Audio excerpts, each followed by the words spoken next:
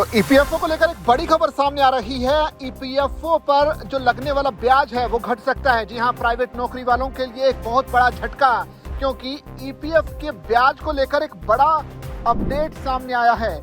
हालांकि private sector में काम कर रहे कर्मचारियों के लिए ये बहुत बड़ी खबर मानी जा रही है, क्योंकि कर्मचारी भविष्य निधि संगठन यानी ईपीएफओ पर मिलने वाले ब्याज दर को निर्धारित करने में जुट गया है। वित्त वर्ष 2025-26 में पीएफ पर जमा पैसों पर कितना ब्याज मिलेगा, इसका निर्धारण किया जाना जरूरी है। और इसे लेकर ऐसी खबरें आ रही हैं कि आपको इन खबरों के बाद झटका लग सकता है। जी हां, पीएफ की ब्याज दरों में कटौती होने की पूरी संभावना फिलहाल जताई जा रही है। ईपीएफओ मार्च के पहले सप्ताह में अपनी 239वीं सेंट्रल बोर्ड ऑफ ट्रस्टीज की मीटिंग करेगा और इसमें पीएफ के ब्याज दरों का भी ऐलान किया जाएगा।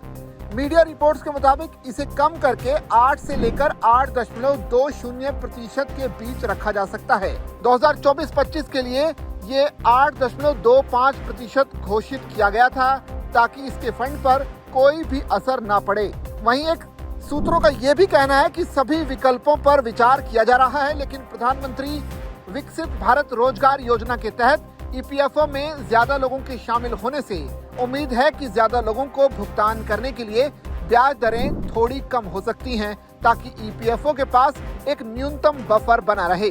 सेंट्रल बोर्ड ऑफ ट्रस्टीज की मंजूरी मिलने के बाद ब्याज दर को वित्त मंत्रालय द्वारा मंजूर किया जाता है।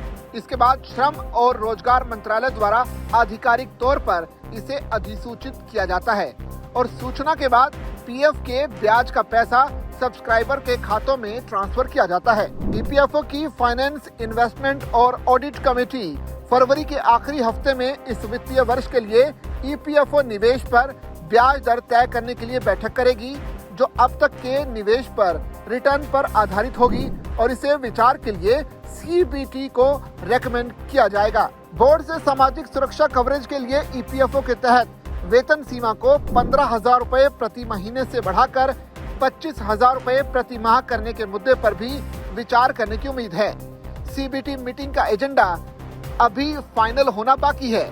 सुप्रीम कोर्ट ने जनवरी में ईपीएफओ को 4 महीने में वेतन सीमा बढ़ाने का निर्देश दिया था, जिसमें बढ़ते वेतन और महंगाई का हवाला दिया गया था, जिससे श्रमिकों का एक बड़ा हिस्सा सामाजिक सुरक्षा के दायरे से बाहर हो गया है। 15,000 रुपए की सीमा 2014 से ही अपरिवर्तित है। हालांकि इस अवधि के दौरान कम और मध्यम कुशल कर्मचारियों के लिए कुल वेतन बढ़ सकता है, जिससे वो अनिवार्य पीएफ कवरेज के दायरे से बाहर हो गए हैं। तो ऐसे में फरवरी के आखिरी हफ्ते में बैठक होनी है और मार्च के पहले सप्ताह में ये तय हो जाएगा कि आपके पीएफ पर अब से कितना ब्याज मिलेगा।